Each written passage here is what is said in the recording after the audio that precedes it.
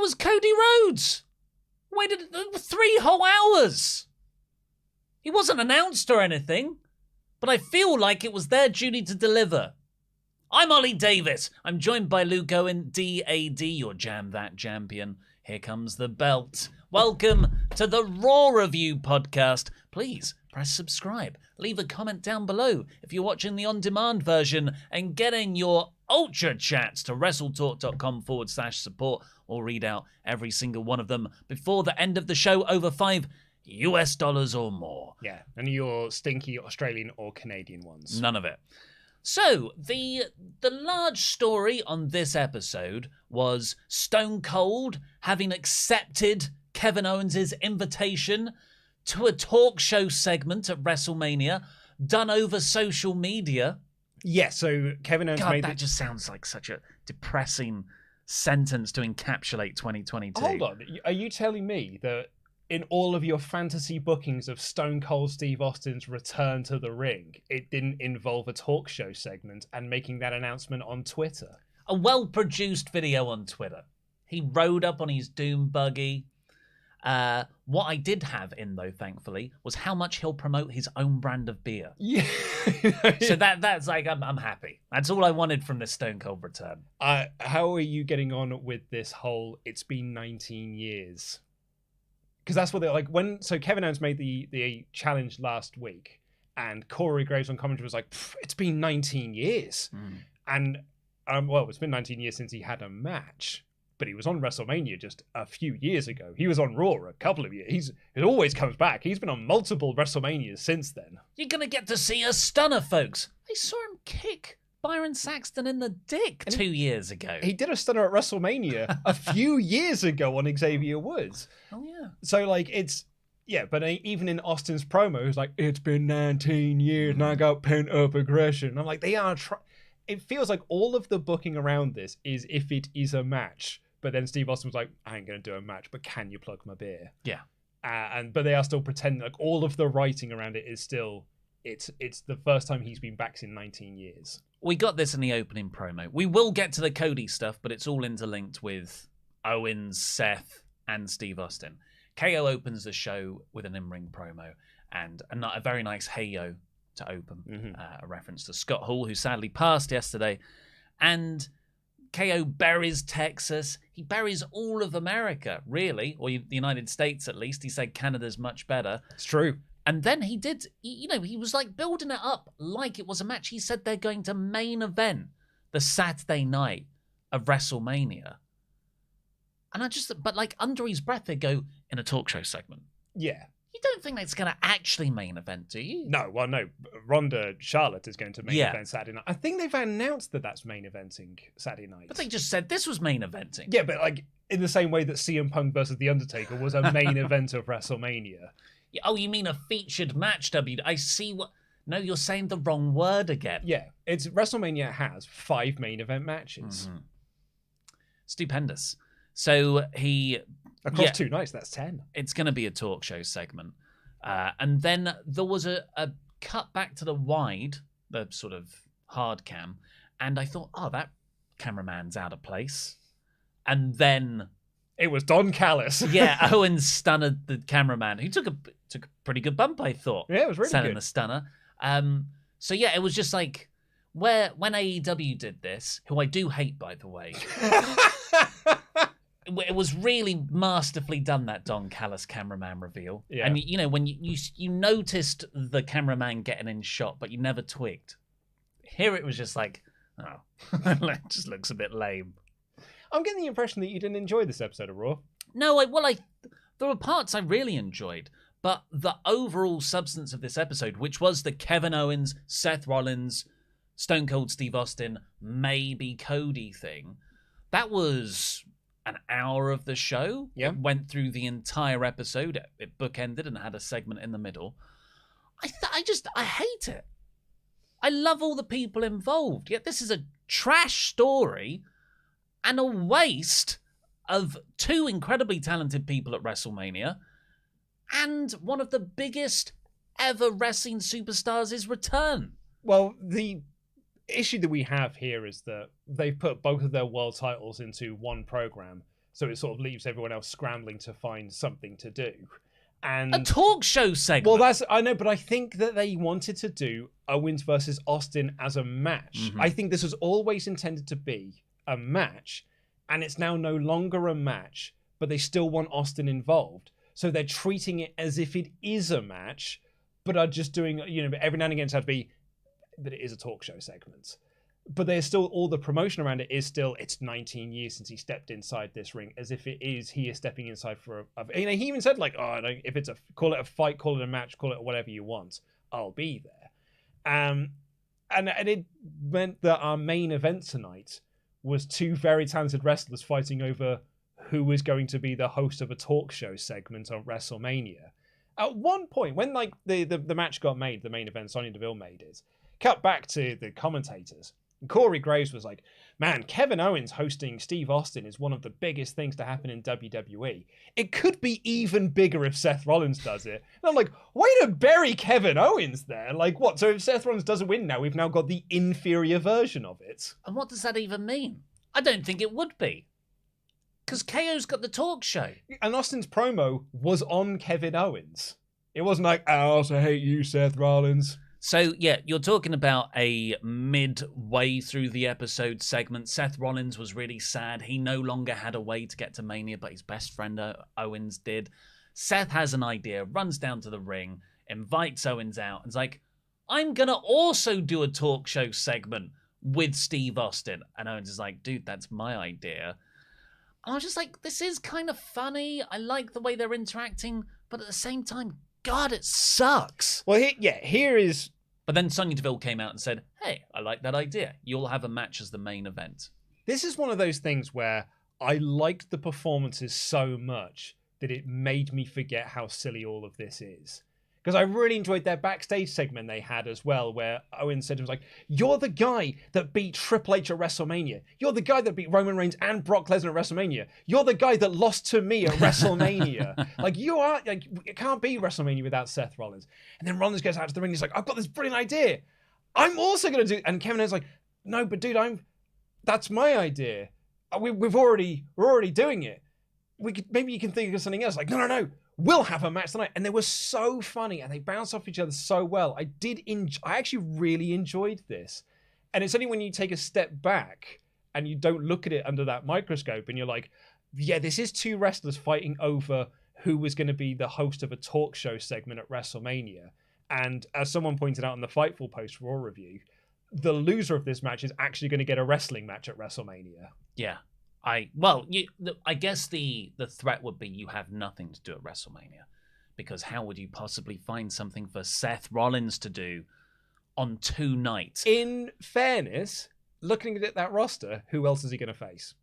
Like, there are no other people that are near his level. Omos. Well, he's in the Battle Royal, though. So this ended up in the main event. It was really good. Awesome. KO versus Seth. Like, even though they're both heels, such a hard dynamic to get right. They were back and forth. They were yelling at each other. Seth's like screaming at him, I need this. And I thought, God bless you two in the ring right now. You are trying your damnedest to make me invested in this storyline. But you did get absorbed. I just could never get past the fact that this is all nonsense. And Kevin Owens won. Clean as a well, I say clean as a whistle. There was a moment when Rollins got the visual pin. I actually thought it was a really inventive ref bump as well, because the ref didn't actually get bumped. The ref just got knocked out of position. He had to sort of dive out of the ring to not get bumped into the corner.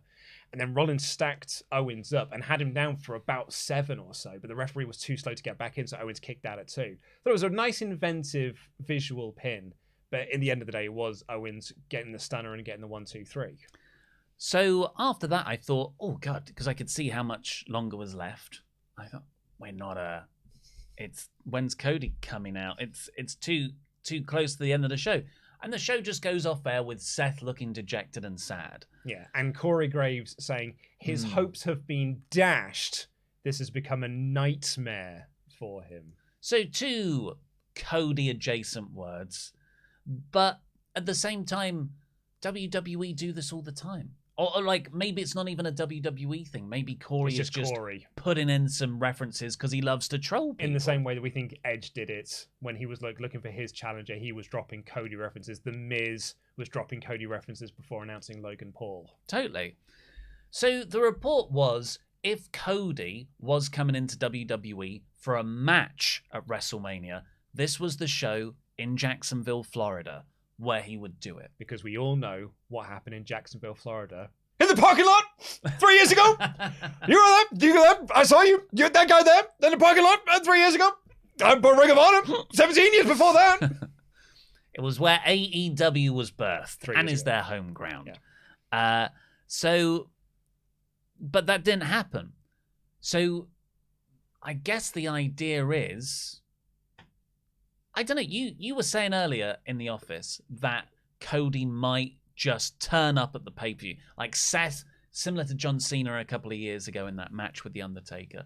It's like, I've got no one to face. It was a match. How long did it go? About like 2.5 minutes or something. But it was a match. It's not what I thought of. Again, it's not what I would have fantasy booked for Cena versus The Undertaker at WrestleMania. But I guess Seth comes out. He's like, I need to face someone. I'm Seth frickin' Rollins. And then Cody Rhodes' entrance music hits at WrestleMania. And there's no actual build. Yeah, or maybe next week, Rollins just makes an open challenge. And it was like, I am going to be at WrestleMania. Because they've still got 2 more weeks. Or I think they've got 2 more shows or something. I am going to be at WrestleMania. And I am going to issue an open challenge because I have to be on this card. Or as you said, like, you actually just do it on the show. And that is where you debut Cody. Like, you don't need to do it here. I mean, it would have been great to do it here, but I think the benefit of holding off and just doing it as a Mania thing, I think Meltzer kind of compared it to the Hardys situation when they came back, is that for me, his first promo can then be on the Raw after Mania. And like that, in front of that audience, they're going to appreciate that Cody Rhodes promo than wherever they are. I think they're in Chicago next week, which actually, they would have probably appreciated. But I think that Raw after Mania crowd are really going to appreciate a Cody Rhodes return to WWE promo. But the word is, he is going back. Like, that is, like, everyone internally is under the belief. And I think that, them dropping these references, the fact that Rollins clearly has no other direction possible, says to me that he is going to be there. That's a good point. It's not like they set up a new thing for Seth to do. Yeah. That plate is still spinning. Do you think WWE have missed the chance for momentum here on Cody? We were talking about this in the office earlier. Like, actually last week, Adam asked us, do you care about Cody going back? And Pete doesn't care, but Pete hates everything. But I think Andy's that fussed about it. Like, I still am. Like, I'm still intrigued to see what a Cody in WWE looks like. For me, anything to get a black eye on AEW. Because you hate them so much. But I do think that the momentum for it has died off somewhat. And I kind of feel bad for WWE in a way, particularly after last night's Raw, because WWE never teased that Cody was going to be on that show. They never promoted that Cody was going to be on Raw last night. They never hinted at it in any way, shape, or form. But Twitter thought that he was. So Twitter got themselves all worked up that Cody's going to be there tonight. The amount of people I got messages from that said, I don't watch Raw, but I did watch last night's show to watch the Cody Rhodes debut, and I'm never watching this show ever again. It's like, well, that's not WWE's fault. Like, they never promised you that he was going to be there. This isn't John Cena at the Royal Rumble, where they said he was going to be in the Rumble, then on the show was like, by the way, he's not actually going to be in the Royal Rumble. Thanks for buying the pay-per-view. So I kind of feel bad for them in a little way. Do you remember when on WandaVision, there was an episode of WandaVision after they had the Quicksilver thing? Spoilers. But yes. There was a moment when a character said, oh, I know a physicist. I'll go and speak to them. Like, the tease up, like, that's the next episode. We're going to go speak to this physicist. The internet went mad. It's Reed Richards. This is how they're bringing Reed Richards into the MCU. It's going to be Reed Richards. And it was just some random guy. And there were people that were so mad at that episode of WandaVision that it wasn't Reed Richards. And I'm like, that's your fault. Like, that's not the MCU's fault that wasn't Reed Richards. He's going to be in Doctor Strange in the Multiverse of Madness. Get mad at that movie. So I think that Twitter getting themselves all worked up over Cody and then him not being there is a bit of a shame because I think that has killed the momentum even further for Cody's eventual return. WWE, of all the times they false advertise and do it quite Do abhorrently. Yeah. This isn't one of those occasions to get angry at them. But, you do it all the rest of the time, so screw it. I'm going to be angry with you. This isn't to say that when Cody does turn up in WWE, that it's not going to ignite all of the momentum back again. I think it will still be a huge deal. But yeah, in terms of the story feels old now. Yeah, and I think if we are going to do 2 more weeks of Rollins has no direction, I think that's going to hurt it even further. Or it could build. I could see it building anticipation. Yeah, look how many. I suppose, if you don't just say open challenge, you say I will have a mystery opponent at Mania. People can fill in the blanks. That's what I was about to say. Then, that at least sets up the expectation that something is going to happen at Mania, and then I could see that. Let's see what you guys. You're calling me on Discord. Am I? Yeah, it says here Discord audio. Ollie Davis is calling me. Maybe that's. Accept it? Oh, no, I've just hung up. Because I'm in on your login, but my laptop's there. Huh? What have you done? I should never have found the video call someone on Discord thing. Okay, let's open up your chats. James Dobinson says, wow, that main event angle was dumb, even by recent WWE standards. Why would Stone Cold appear on a Rollins talk show when they made it very clear that Stone Cold's only motivation for returning is the Texas bashing from Owens? Just so utterly random. I hope they hold off Cody's return until WrestleMania. So glad it wasn't last night, as it would have been wasted on that crowd. Zero reaction to Owens opening up with "Hey Yo" said it all. And then the Razor chants after the tribute, R.I.P. Scott Hall. Yeah, people said that it felt like a very dead crowd last night. I thought they got into the main event, though. Yeah, but that's a good point, though, on what... The crowd were chanting for Cody at one point as well, when Seth and Owens were backstage. And he was like, you just need to think of something. And Rollins was like, I've got an idea, and he walks off. There were Cody chants. Cody. But back to Dobinson's point here.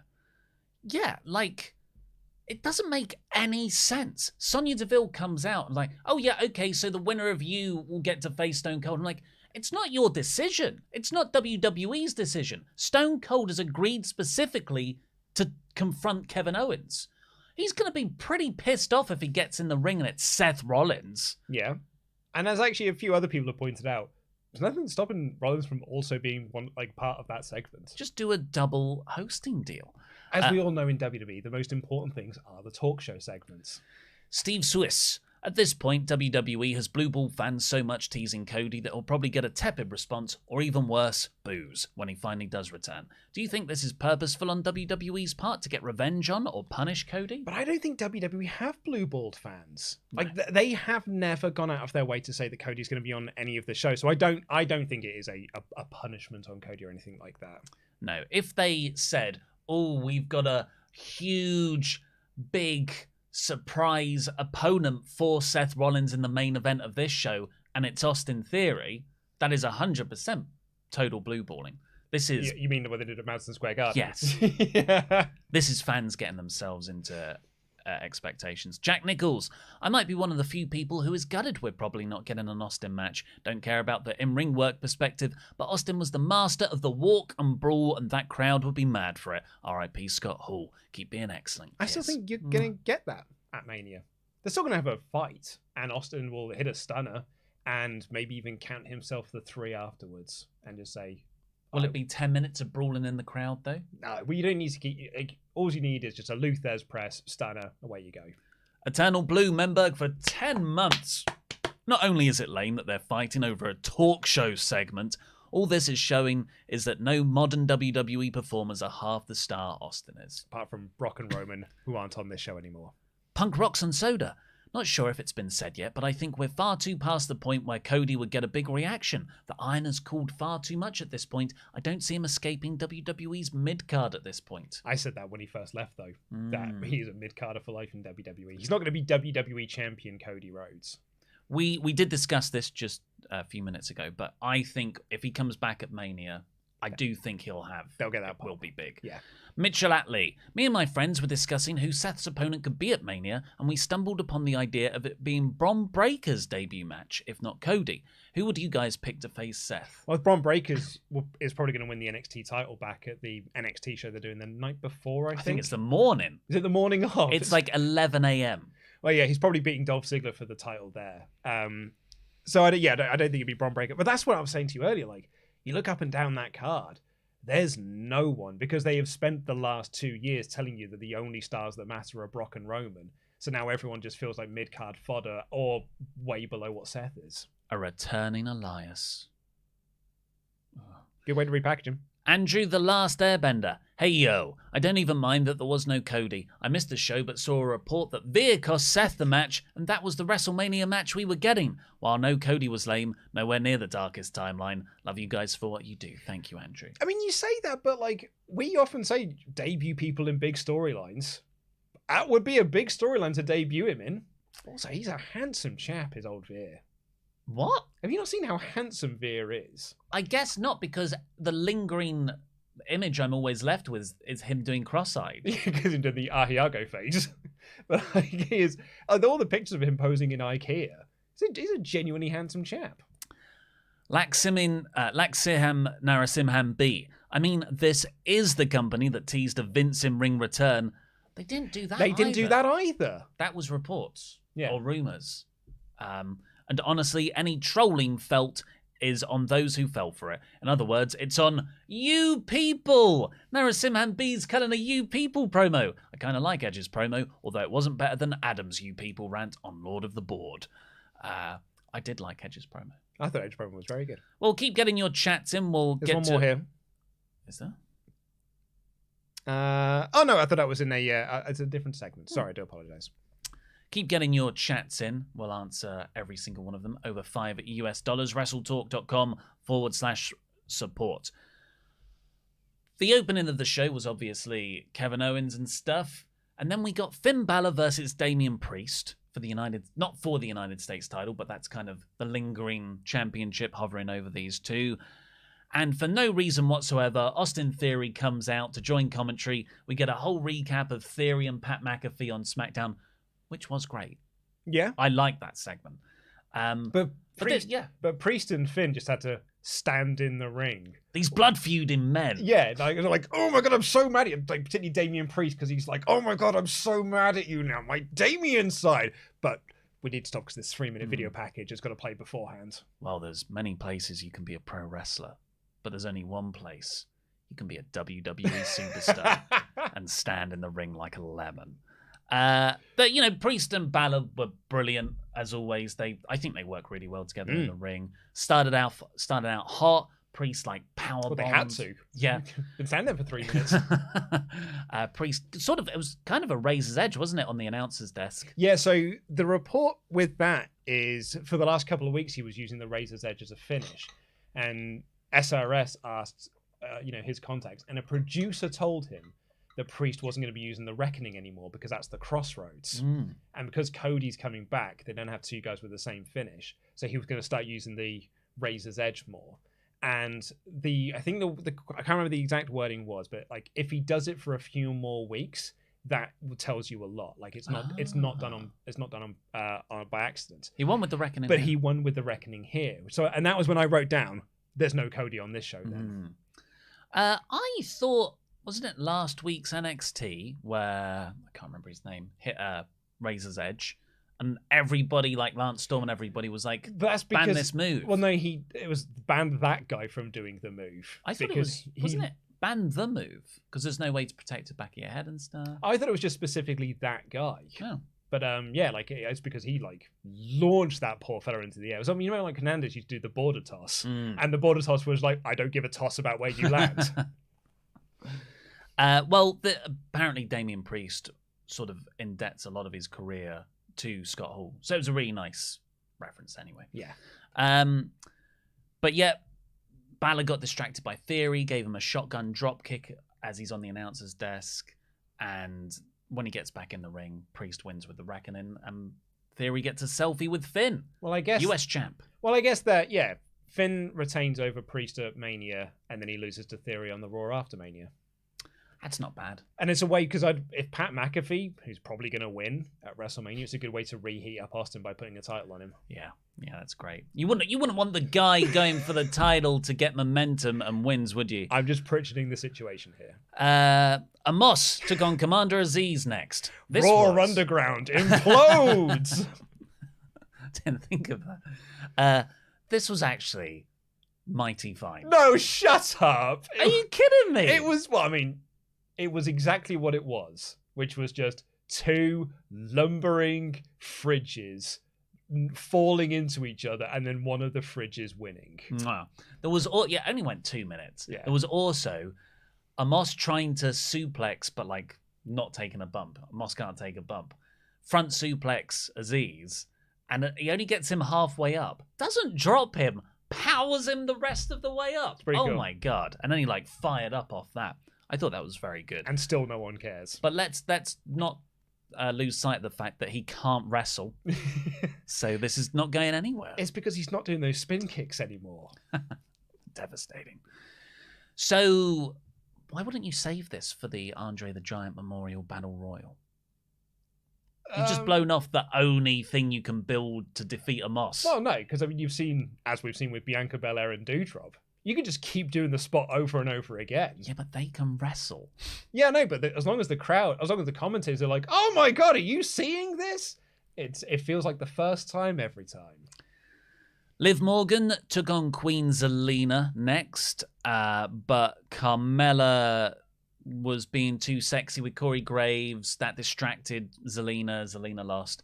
Queen Zelina is annoyed at Carmella for focusing too much on the reality show, not their tag title belts.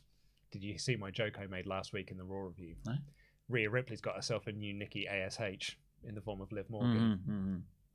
Yeah, it does feel a bit of a step like, don't worry, we're giving you this excellent singles push now, Ripley. Lol, no, you're back into a tag team again. Like, Rhea Ripley hasn't even made reference to the fact that she's a former tag team champion and was tag team champion not that long ago and lost the belts. She feuded with Carmella and Zelina Vega, lost her tag team, and is now just feuding with Carmella and Zelina Vega again with a different tag partner. It does feel like she's stuck on a treadmill. She is. Which is a shame, because I thought she was getting pretty good off of the Royal Rumble showing, then the Elimination Chamber stuff. But no, we're right back to something else. Still, they're such good friends. Who looks at Rhea Ripley and thinks, yeah, friendly person. Let's make her friends with all the other baby faces. She's terrifying. I know, but she's a bully. It's just got to give us something to do. I remember in NXT when you get those vignettes of Rhea Ripley, or she'd come out for a match, and I was legit like, oh my God, my lunch money. She just felt like such a cool bully. Yeah. But no. We got the Seth promo, which we've already covered. Did you think it was weird that as Rhea Ripley and Liv Morgan were celebrating, Rollins made his entrance? Yes. Because the segment before that was Kevin Owens, like Rollins telling Kevin Owens, I've got an idea for how I'm going to get onto WrestleMania. And then he comes out almost as if he's challenging Rhea Ripley. And I was like, is he going to insert himself into the women's tag title match as well? Is that how he's getting on the cards? God, he really is desperate for that spot. Mysterios took on the Hurt Business. The Mysterios won very easily this time. It was just a way to get over Miz and Logan Paul on commentary. Logan Paul nearly had a 619 hit on him, but Miz made the save. That's the big spot for Mania, is him getting the 619. Do you care about Logan Paul? I actually think he could be, because he's very naturally unlikable, and I think he can talk. I think he's got a great mind for self-promotion. He's everything like a douchebag real life Miz. He's the real life Miz. Yeah. So I think this could be excellent, but it's that they're just making him fit in this non-talky, just gurning off camera sort of role. Yeah. I mean, I couldn't give a flying fox about him. But, like, you don't like Logan Paul. No, it's not the case I don't like Logan Paul, because I've never seen anything that he's done. So I don't think it's fair for me to say I don't like that man.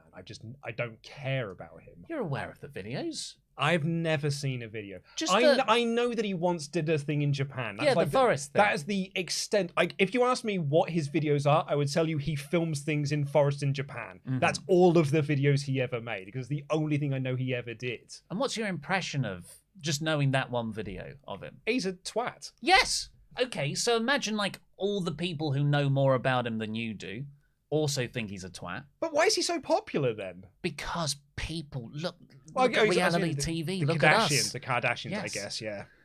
So I think there's huge money to be made for building him up as this absolute twat on TV. You've normalized the word twat now. You're welcome. And then, effectively saying to people, hey, you're going to want to buy WrestleMania because we're going to put Logan Paul through a table. That's a huge selling point. Remember when they powerbombed Machine Gun Kelly? And he seems like a nice guy. Well, all I'm saying is that at least WWE have had the self-awareness this time to not present him as the babyface, which is what they tried last year. They're turning him babyface. I feel it. You reckon? Oh, yeah. Because, he's kind of like, sometimes The Miz is going full heel. Oh, you think he's going to turn on The Miz at Mania? Uh-huh. Oh, no. I know. Oh, no. Well, that's not going to get the reaction they want. Queen Charmel's going into the Hall of Fame. It's the WWE Hall of Fame. Are you mad, upset, thoughts? All of that sort of indifference towards Logan Paul you have, I have towards that. Yeah. If anyone is ever like, why aren't they in the Hall of Fame? Queen Charmel's in the Hall of Fame. Look, she's done... It doesn't matter. She's done plenty in her career. And I think the prerequisite to be in the WWE Hall of Fame is, have you worked for WWE? And if the answer is yes, then the next step down is, and you get a Hall of Fame spot. Mm-hmm. Edge came out next with new entrance music. So he is committed to this heel turn and the color blue. Yeah, he's a blue boy. It feels like Edge is like, there's no Triple H anymore. So... I'm going to take the gimmick of having the band that did my entrance music do my new entrance music, which is what Triple H did when he had bowed down to the king for the authority and all that sort of stuff. And he's like, and there's no Undertaker anymore. So I'm going to take the Phenom's blue lighting, and that's me now. I'm going to take both of those sort of legendary things and I'm going to put them onto me. It does make it feel different. It does. And I thought, and same as last week's promo as well, I thought Edge was great. Apart from the phrase Mountain of Omnipotence, I love everything that he's doing here. And this was a You People promo. He explained his heel turn as being like, when I came back, I was so obsessed about pleasing you people that I wasn't the ultimate opportunist I knew I could be. And when I hit AJ Styles in the head with the concerto, that unlocked within me again. Yeah, I don't think this was a You People promo. It was a Me Person promo. Yeah, that's a good way. I'm the reason why I'm not been as successful. I think my only criticism I have against this, and it's the same thing I had last week, is it's not advancing this story whatsoever. He came out here and he didn't add anything new to the promo than what he said last week, which is, I'm going to beat up AJ Styles at WrestleMania. All this was to do the new entrance. And you could have done that last week, but they just did half of it last week, which was that Metalinga started and then stopped halfway through, but he had all the blue lighting. I thought it was effective. And AJ will be on Raw next week to answer him. I just wish that AJ hadn't been losing to Omos to hype this match up a little bit. Just wish Edge hadn't had an intergender tag feud with Miz and Maurice. Bianca Belair versus Doudrop happened after that. We've seen it 100 times in the last 4 months. It's still somehow good. Yeah, well, Doudrop's great and Bianca Belair's awesome, yeah. Veer's still coming. He certainly is. But you see, I didn't know if this was new, but at the end, he was walking forward and then he shakes some trussing. And it looks like that's what's blocking his path. So I want the next coming soon vignette to be him, walking along. Oh, no, I'm stuck in some cement. I'm so glad that I do this show with you because you're the only person that can make me I'm over the Veer Mahan is coming things. I'm so over the joke now. But you find ways to make me think it's funny again.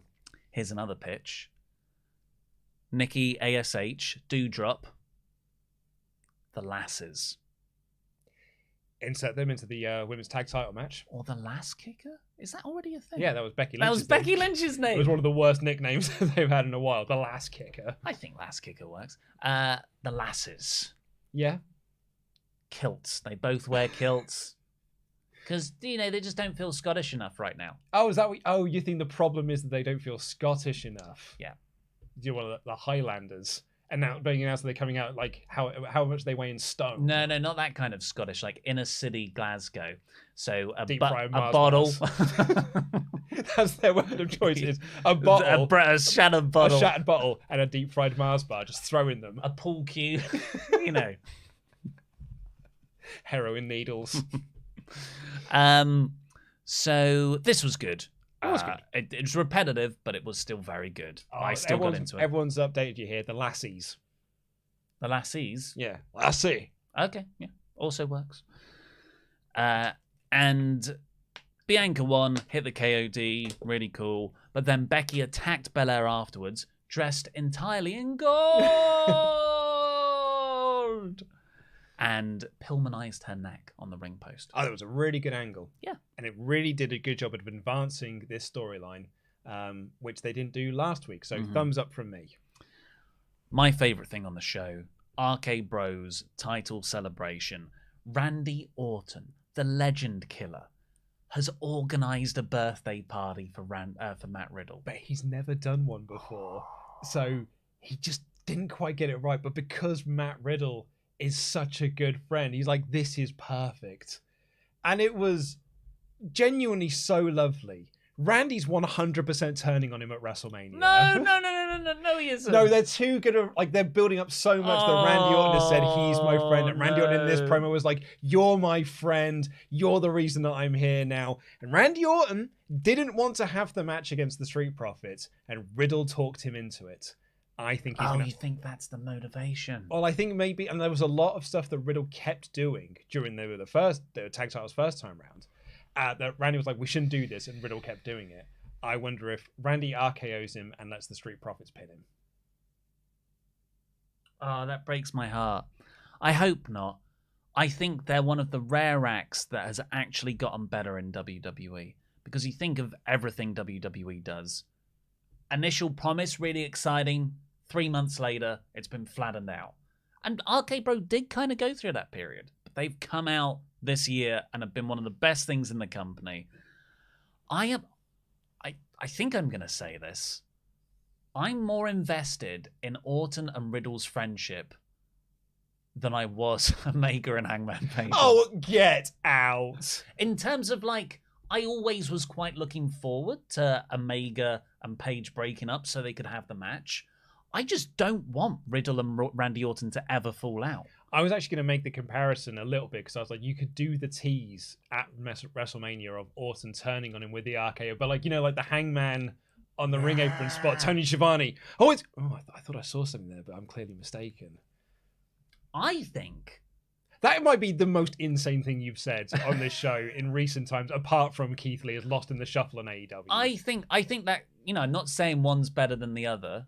I'm saying I was always looking forward to Hangman versus Omega, so I kind of wanted them to break up. I just want Riddle and Randy to stay friends. Ollie's on the Nick Khan coin. He's a shill, all right. That's a bad take. I'm done with Ollie. Good Lord, Ollie. Maybe I'll try some of these takes out on Twitter. How do you think that'll go? It's got Louis work. Yeah, I actually think the way to do it now is Riddle turns on Randy.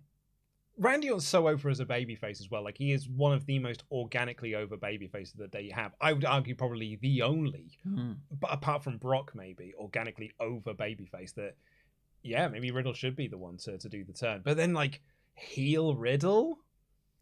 Yeah, I don't know how you'd do it. But also, does Randy really want to be turning? He has to make weed jokes every week. And it's like, he loves doing that. Like, they got one in this episode. I've got this little baggie for you. I searched high and low for it. Really good. So Street Profits come out. I thought the Street Profits, Randy and Riddle interaction was fantastic. So good. This is the best the Street Profits have been since they come up to the main roster. Because they've just been quite like a watered down version of the Street Profits. Yeah. And you've always just been waiting for them to do something good. And this was it. Like, they got an amazing promo on these two. And I thought Randy Orton, like, playing off them was so good. It made them feel like a much bigger deal than they have done previously. I thought this was awesome. So Riddle's like, hey, Randy, we've got to face someone at Mania. They did beat us 2 weeks ago, so let's face these guys. It's the right thing to do, Randy, which it is. And Randy's like, oh, you won me over, Riddle. You're my best friend. Can't wait to turn on you. But what I think is working so well with the Street Profits is that they'll be serious, and in this case, a little bit of a dickhead. Yeah. Because as Montez Ford is turning to leave, he's like, oh, just one more thing. Next time you throw a party, make sure it doesn't smell of ass or something. Yeah.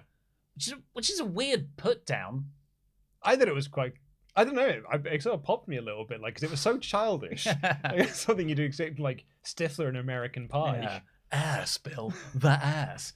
And Riddle's like, what did you say about my friend Randy's party organizing? Riddle was so hurt by that comment. But honestly, like, I'm saying this and it sounds out of context, like I'm taking the mick, but really... It was very emotionally investing. They played this so straight.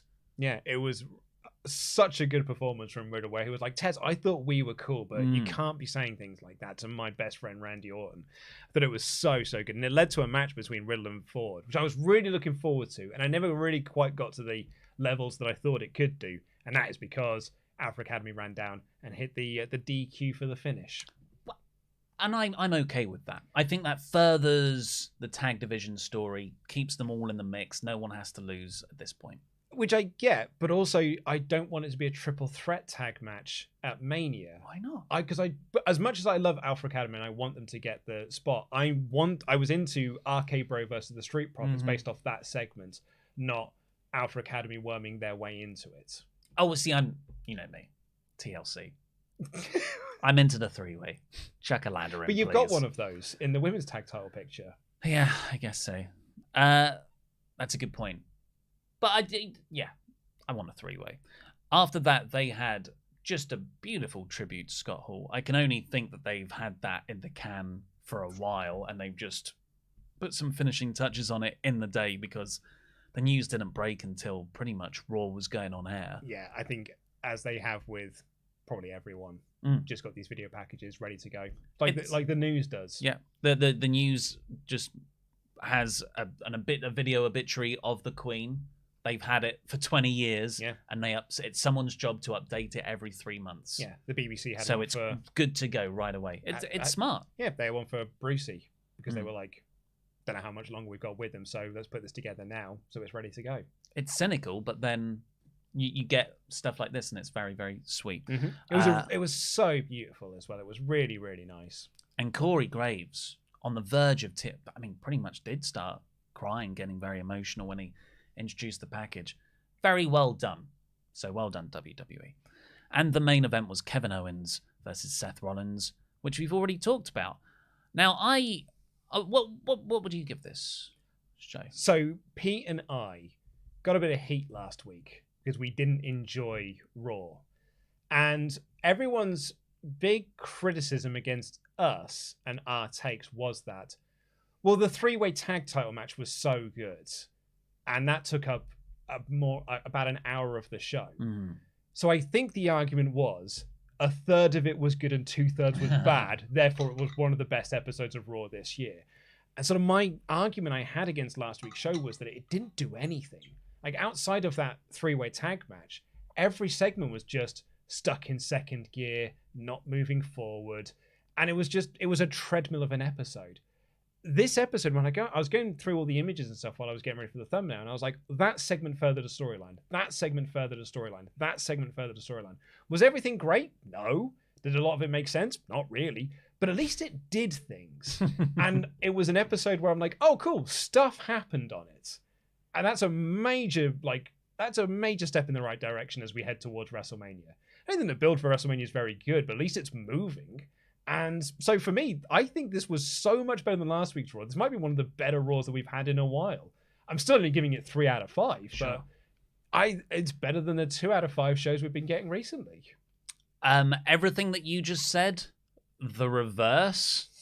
I felt like bad stuff is worse than nothing stuff. And I think the Kevin Owens, Seth Rollins, Stone Cold storyline is so ridiculous. So not just like bad, but actively lessening the people involved, which for me is always unforgivable. I gave this 42%, I think, which was actually my second lowest of the year for Raw. I thought it was a really bad episode. That it was all right. It was perfectly fine.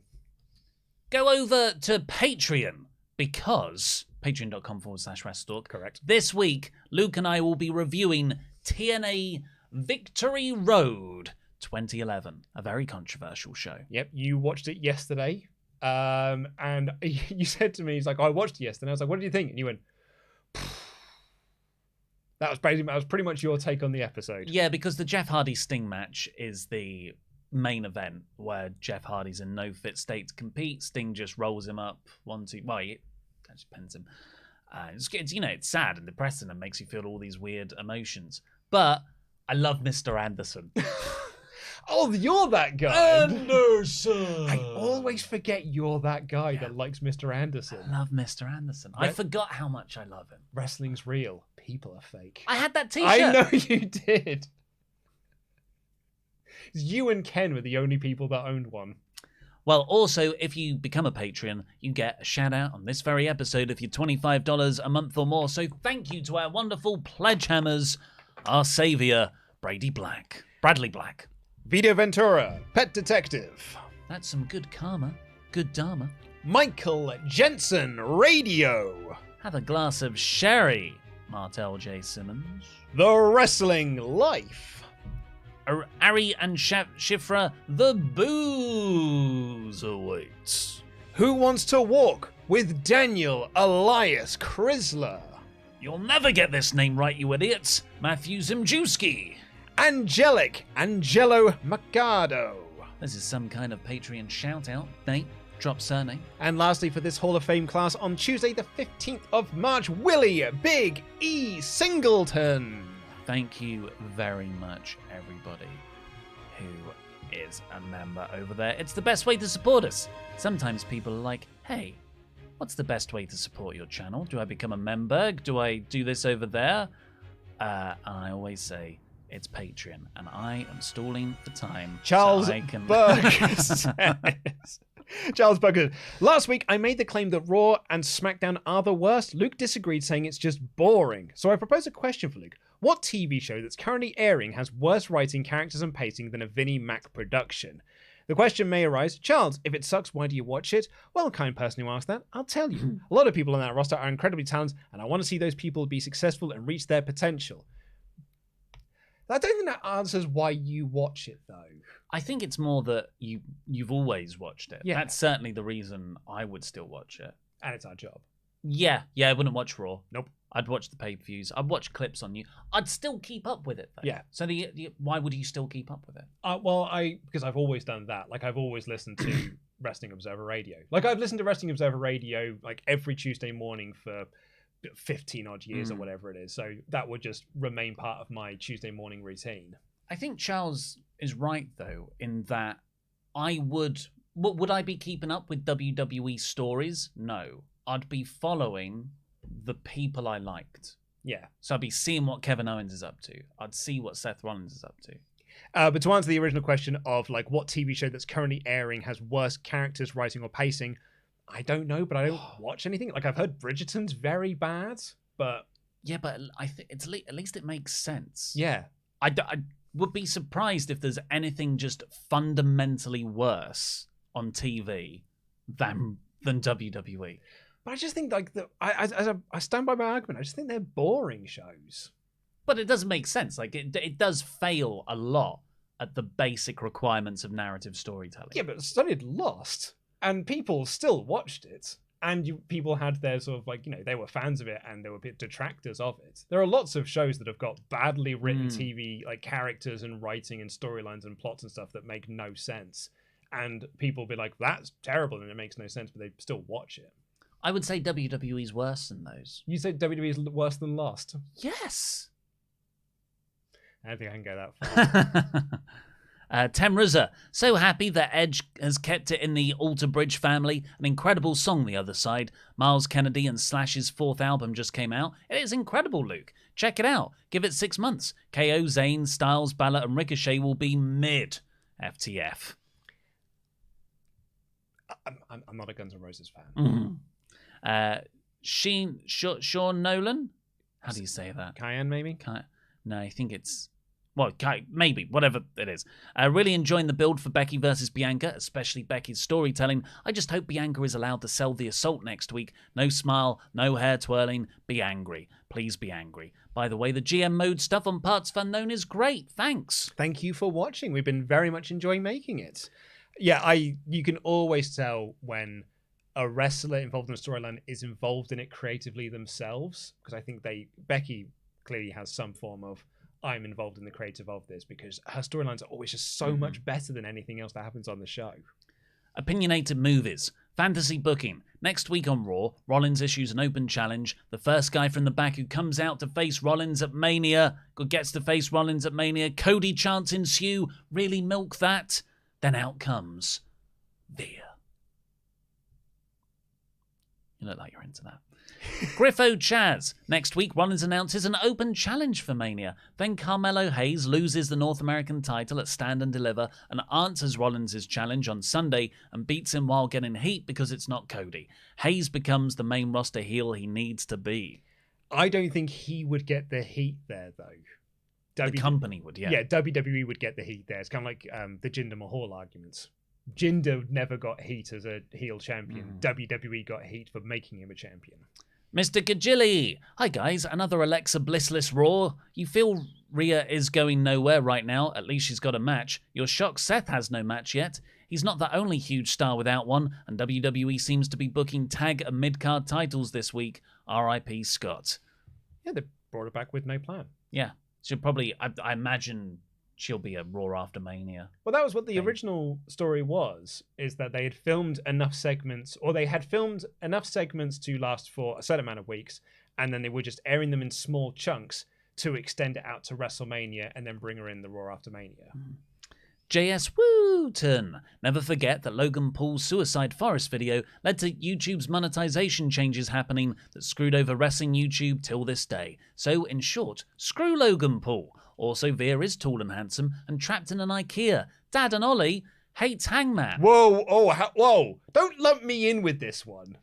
Hangman's my champion. He's my champion. Mr. Gajilli again. One more. WWE will book the undercard and pre-show matches next week at this point. I feel Alexa should go for either Mandy Rose becoming Grand Slam champion or her dream match with Trish as the Battle Royal, as she's above it, unless it's for a title shot. I don't even think she'll be in the Battle Royal. I don't think they've got any plans for her. If they had plans for her, she wouldn't have come out in her Fiend gimmick at Elimination Chamber. Talers P. Does Edge's new theme sound like the old Raw is War music to anyone else? Absolutely not. I don't think so.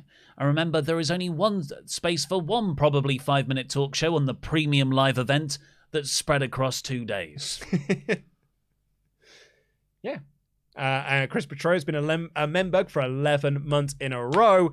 It said, hey lads, I hope you're doing well today. I saw the KO video last night posted online and I feel bad for the talent with those recaps. You all right? Yeah, I haven't got that, chat. If you go press out, maybe go back, it might. Have you seen the video of Kevin Owens? Yeah, where he said, why are we watching this? This just happened.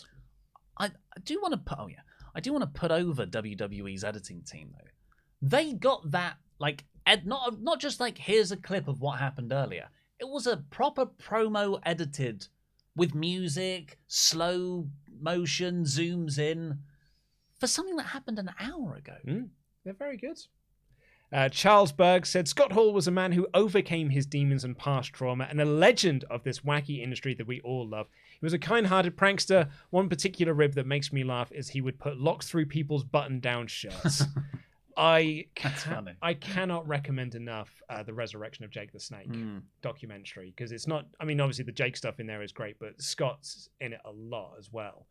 And yeah, man, it was like, it's tough to watch, but knowing that he comes out on the other side, like I was saying this to Andy earlier, like, I'm just glad that he got to live out his final years in a good place, because it could have been much worse. Yeah, there was a lot of times where you're like, oh, he's not gonna last, but then he did get through it, and he had a second chance, really. DDP is better than all of us. Ten Ruzza said, "Hey yo, Chicos. All the love and thoughts to Hall's family and friends. Love to the big guy. Thank you for all you have done for us. For Raw, my God, Cody being a heel to get us watch Raw is just so sick. He joking. Can't wait for Dynamite. It's going to be fun." It was love to the bad guy, not the big guy. Sorry. Just for Scott. You're absolutely right. Sorry, I misread. Taylor Cannon, it's been a Memberg. Oh, it's now just become a Memberg. And Nate S said, next Ollie is going to say he's more emotionally invested in Clifford the Big Red Dog than on your left in Endgame. Yeah. I mean, I don't think there's any debate. You haven't got this. It's just come through. Some stupid punk Memberg for 9 months. Oh, you do? Well. Do you mind if I... Some stupid punk has been a Membug for 9 months in a row. Obligatory, what the heck does Ollie's ratings even mean message? In any case, show sounded at best mid, 2 out of 5 at most. Thank you all so much for your generous Ultra Chats here. As a reminder as well, tomorrow's NXT is a new era of NXT reviews here. You almost call it our 2.0 of NXT. But good. But good, yes. It's been moved to a slightly later time slot as well, as we bring in our brand new hosting lineup of Sat and SP3. Tomorrow it's going to be Tempest and Sat reviewing the show. And it's on at 6 p.m. GMT, 2 p.m. Eastern, and 11 a.m. Pacific. Just subscribe, enable notifications, and you'll know when it goes live. That's the easiest thing to do. Hit the subscribe button, leave a comment as well on the on-demand version if you're still watching. Go over and become a Patreon, because we've got our WrestleTalk Extra podcast, exclusive to Patreon from me and Luke later this week. But for now, I've been Ollie Davis. This has been Luke Owen, DAD. Jam that jam. Jam that jam, everyone. Go to partsFUNknown and watch my GM mode. Cheers, bye!